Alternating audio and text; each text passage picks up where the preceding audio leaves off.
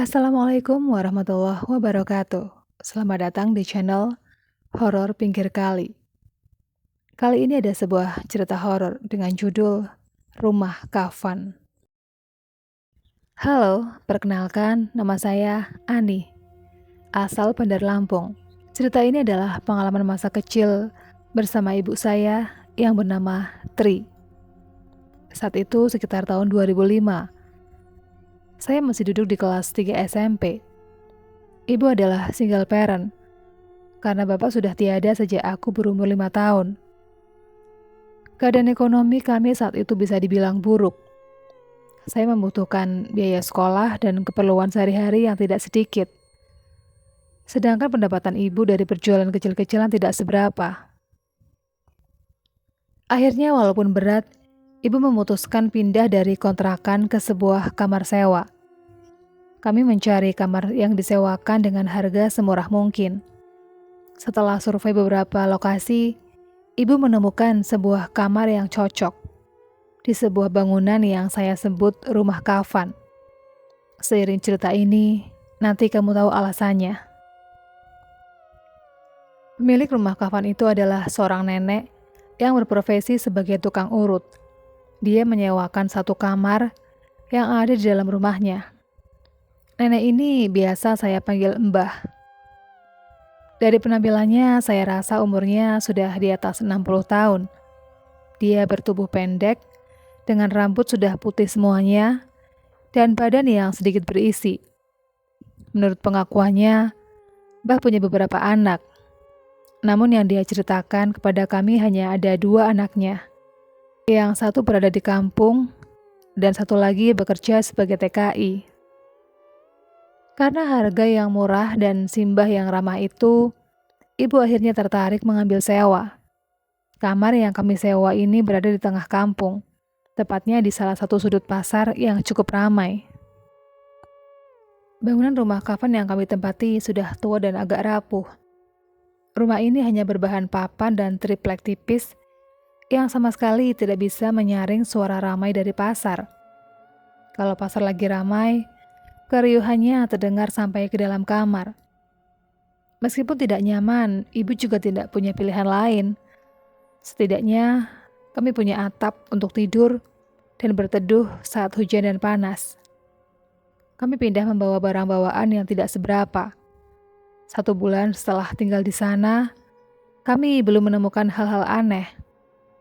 Kehidupan berjalan seperti biasa. Namun, ibu mulai menemukan hal-hal yang membuatnya tidak betah.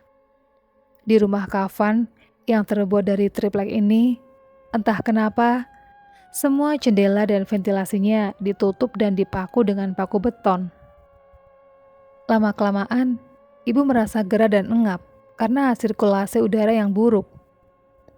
Atas inisiatif sendiri, ibu mencongkel paku yang menutup jendela itu satu persatu. Awalnya, ibu hanya membuka jendela dan ventilasi di kamar kami saja. Lama-kelamaan, ibu membuka seluruh jendela yang ada di rumah karena sesak dan pengap. Memasuki bulan kedua sewa, Mbah tiba-tiba saja menolak uang sewa. Sepertinya Mbah tahu bagaimana kesulitan kami. Bahkan yang membuat ibu lebih tersentuh lagi, Mbah membawakan kami makanan hampir setiap hari. Ketika mau membayar sewa, Mbah juga bilang, "Udah, simpan saja uang sewanya.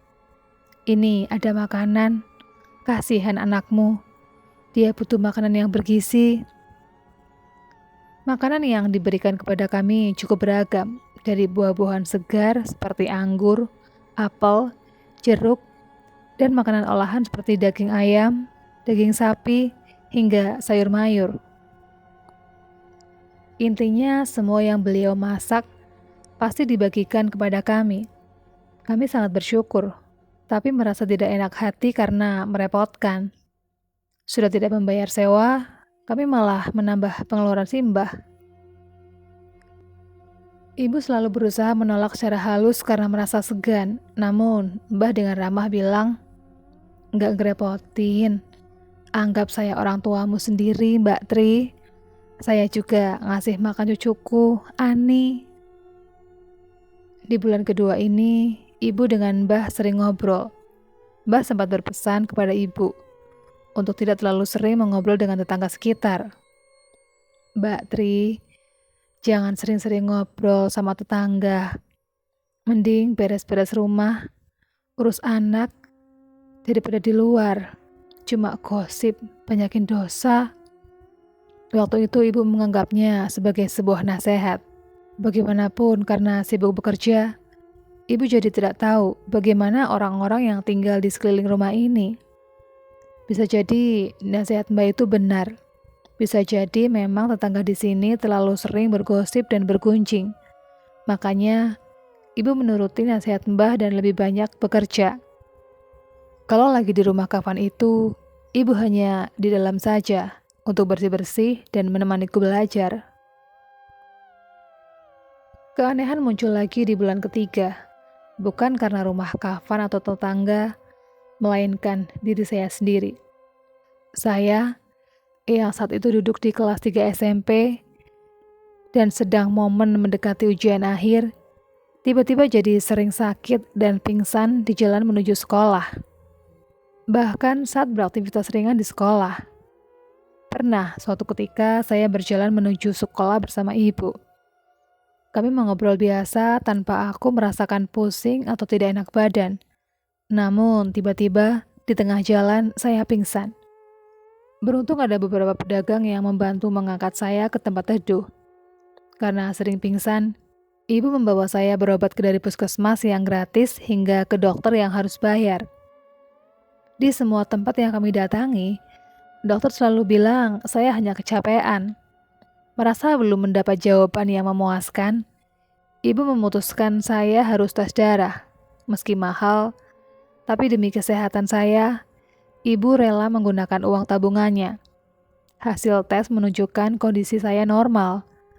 Tidak ada penyakit serius. Satu hal lain yang aneh adalah, setiap pergi ke rumah sakit, saya pasti sehat. Namun ketika pulang ke rumah Kafan itu, banyak keluhan mulai terasa. Entah sakit gigi, sakit kepala, sakit perut, sakit pinggang, sampai sakit tenggorokan. Melihat pola ini lama-lama ibu malah kesal sendiri. Ibu mengira saya sakit karena terlalu banyak main di luar.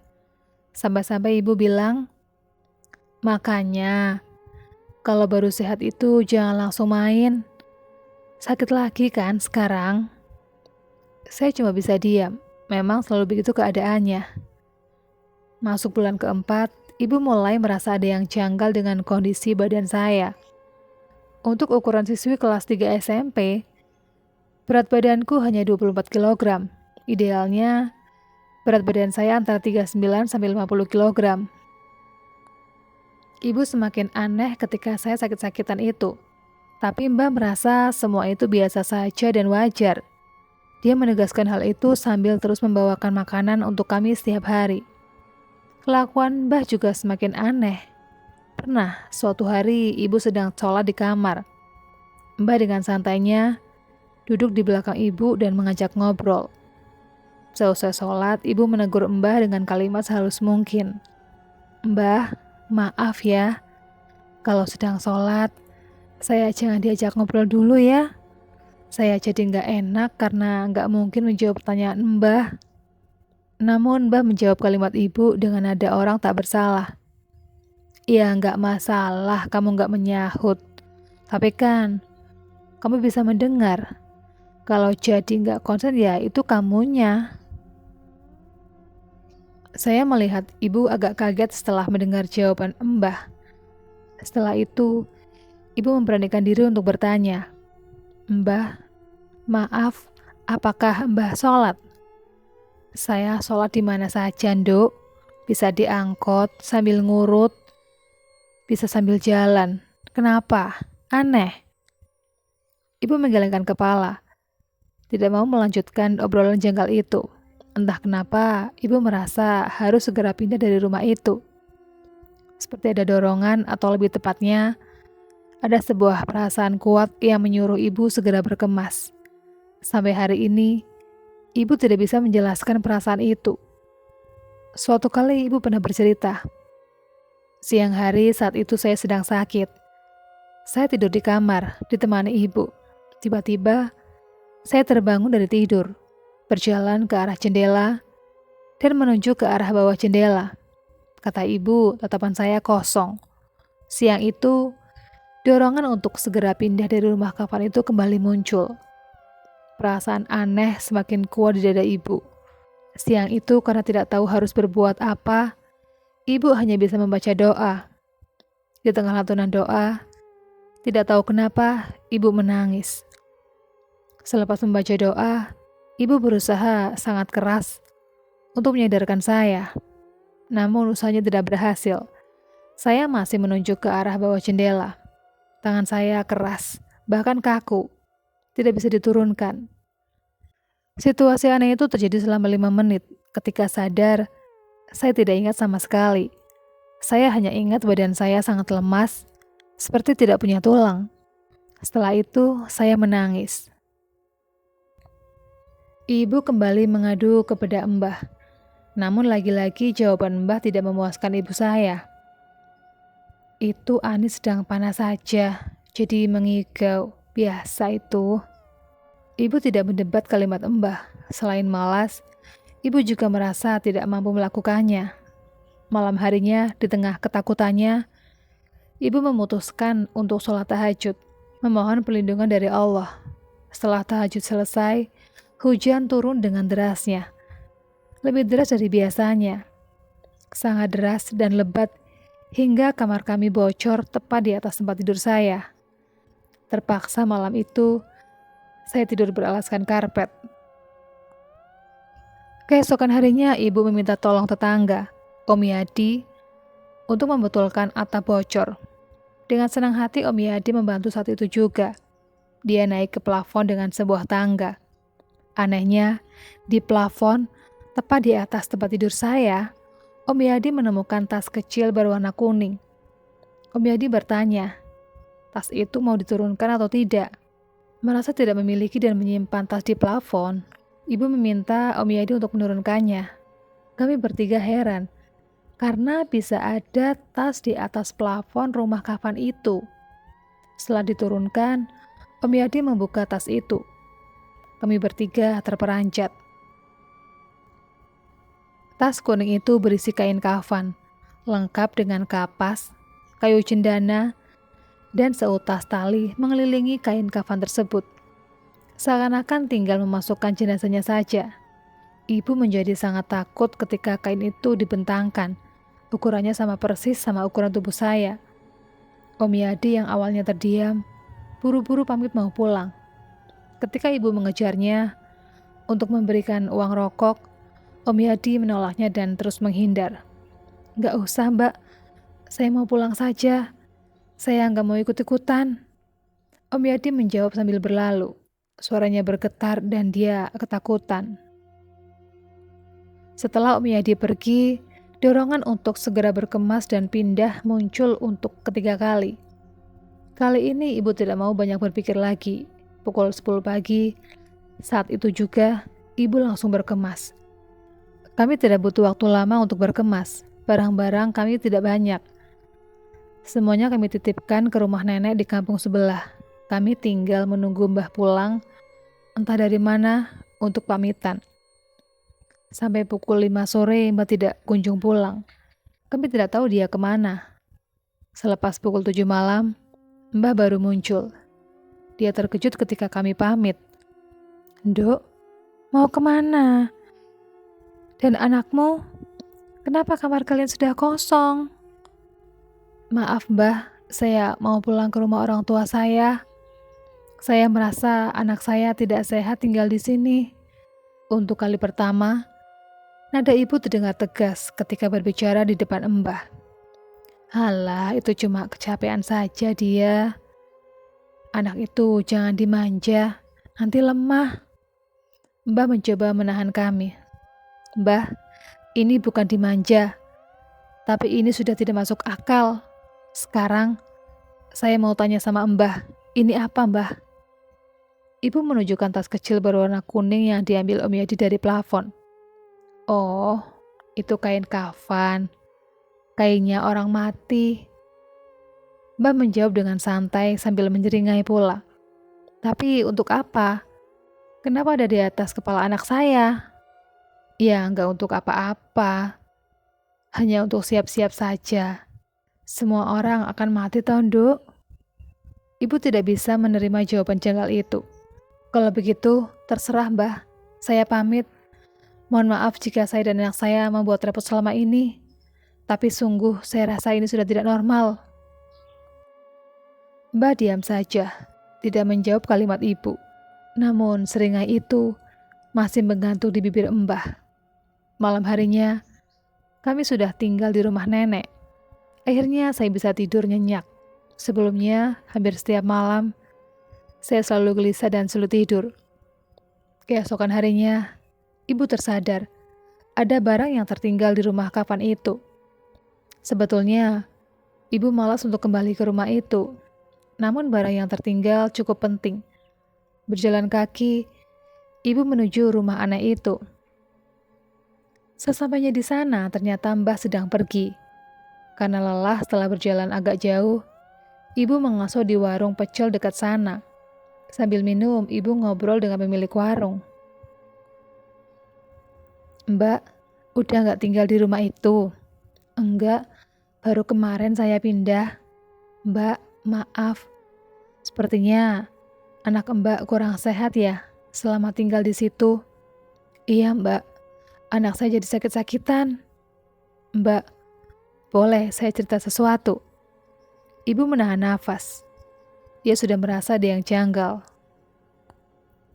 Sejak Mbak tinggal di situ, saya sebenarnya ingin cerita. Tapi Mbak nggak pernah keluar rumah dan jarang ngobrol di sini.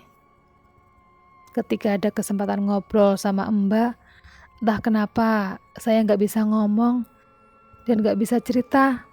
Seperti ada orang yang nakutin saya berdiri di belakang, Mbak. Sebenarnya ibu juga sudah merasa ada yang janggal di rumah kafan itu. Emang kenapa, Bu? Mbak nggak tahu. Semua penduduk di sini sebetulnya sudah tahu, Mbak. Di depan pintu rumah anak itu sering ada orang besar duduk atau berdiri sepanjang malam. Lalu di atas genteng tempat kamar Mbak sering ada penampakan wanita sedang duduk. Ibu diam saja tidak memberi tanggapan. Sebelum Mbak ada juga yang sewa. Pasangan yang baru punya bayi usia 7 bulan. Selama tinggal di sana, anaknya hampir setiap hari menangis. Entah kenapa, sampai akhirnya meninggal dan dikuburnya di samping rumah itu. Pas banget di samping jendela kamar Mbak. Ibu teringat kejadian siang itu. Saat saya berdiri kaku, sambil menunjuk ke bawah jendela, persis di lokasi kuburan bayi itu berada. Kenapa dikubur di situ? Mbah yang minta bayinya dikubur di situ.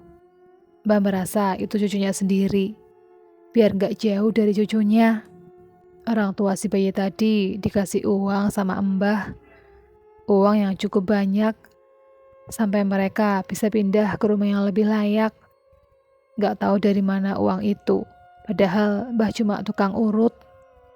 Mendengar cerita itu, ibu jadi lebih berani untuk bercerita soal penemuan kain kafan. Ibu penjual pecel ternyata sudah tahu, karena Om Yadi sempat bercerita.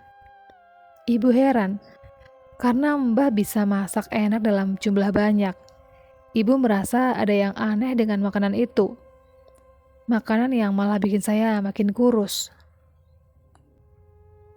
Ibu penjual pecel membenarkan kegelisahan ibu.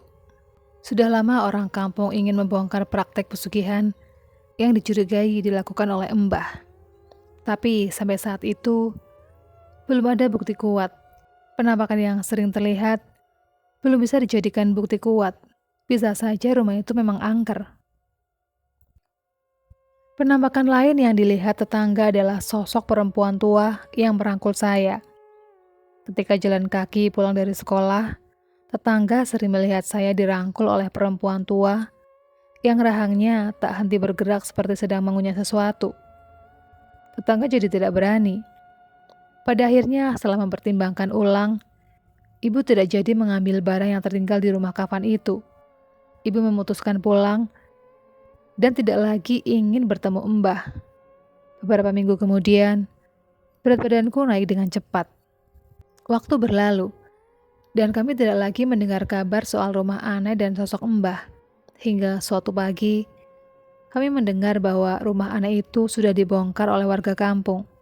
Tanah bekas rumah aneh itu sudah dibeli oleh seseorang dan dibangun sebuah pertanda. Informasi soal Mbah yang kami dapat juga tidak banyak. Kami dengar dia dipulangkan ke kampung halaman. Setelah itu Mbah menderita sakit keras, jenis sakit yang seharusnya bisa merenggut nyawa orang. Namun kami dengar dia masih hidup meskipun tak lagi berdaya. Beberapa tahun berlalu, saya sudah lebih sehat dan bisa tidur nyenyak. Namun sesekali saya masih melirik ke arah bawah jendela di rumah nenek. Terkadang saya merasa ada yang sedang berdiri di sana, mengawasi atau menemani. Saya tidak tahu pasti. Demikianlah cerita horor kali ini, dan jumpa lagi di video berikutnya. Assalamualaikum warahmatullahi wabarakatuh.